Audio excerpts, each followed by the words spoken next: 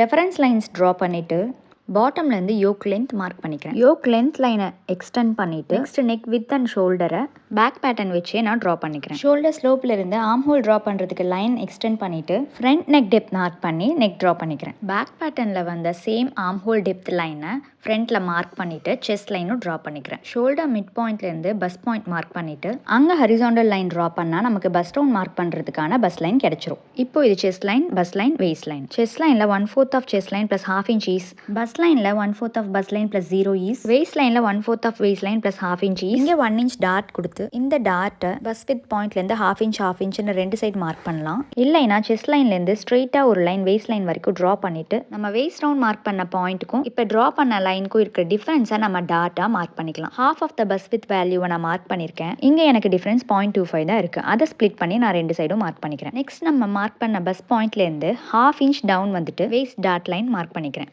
இதுக்கு சைட்ஸில் டாட் லெக்ஸ் ட்ரா பண்ணிக்கிறேன். நெக்ஸ்ட் ஆர்ம் ஹோல் லைனில் மிட் பாயிண்ட் மார்க் பண்ணிவிட்டு அந்த மிட் பாயிண்ட்லேருந்து 0.75 inchக்கு இன்வர்ஸ் பாயிண்ட் மார்க் பண்ணிவிட்டு ஷோல்டர் ஸ்லோப்பில் இருந்து இந்த பாயிண்ட் டச் ஆகிற மாதிரி லைன் எக்ஸ்டெண்ட் பண்ணிக்கிறேன். Next arm hole curve draw பண்ணிவிட்டு ½ of the arm hole value plus ½ inch is நம்ம கொடுத்ததும் கரெக்டாக வருதான்னு டேப் வச்சு மெஷர் பண்ணி செக் பண்ணிக்கலாம். நெக்ஸ்ட் வெய்ஸ்ட் லைனில் இருந்து டாப்பில் ½ inch மார்க் பண்ணிவிட்டு அந்த பாயிண்ட்ல இருந்து டாட் லைன் வரைக்கும் மைல்டாக ஒரு கர்வ் ட்ரா பண்ணிவிட்டு பேட்டர்ன் கட் பண்ணிடலாம். டாட்டை ஃபோல்ட் பண்ணி வச்சு அந்த ½ inch பாயிண்ட்ல இருந்து இந்த எட்ஜ் வரைக்கும் ஒரு ஸ்ட்ரெயிட் லைன் ட்ரா பண்ணிட்டு கட் பண்ணிடலாம். இப்போ இந்த டாட்டை ஓப்பன் பண்ணி ஃபேப்ரிக் மேலே பிளேஸ் பண்ணி கட் பண்ணும்போது நமக்கு கரெக்டாக வரும். நெக்ஸ்ட் நெக் கட் பண்ணிட்டா நம்மளோட ஃப்ரண்ட் பேட்டர்ன் ரெடி ஆகிடும். இந்த ஃப்ரண்ட் அண்ட் பேக் பேட்டர்ன் ஷோல்டரை அலைன் பண்ணி வச்சு நம்ம ஆர்ம் ஹோலில் இப்போ மெஷர் பண்ணி செக் பண்ணிக்கலாம். இங்கே நான் மெஷர் பண்ணும்போது என்னோட full arm hole value plus ஃப்ரண்ட்லையும் பேக்லையும் நம்ம கொடுத்த ½ inch ஈஸை சேர்த்து 1 inch எக்ஸ்ட்ரா கரெக்டாக இருக்குது. இந்த ஃப்ரண்ட் அண்ட் பேக் பேட்டர்ன் வச்சு நம்ம ஃபிட்டான யோக் பார்ட் ஸ்டிச் பண்ணிக்கலாம்.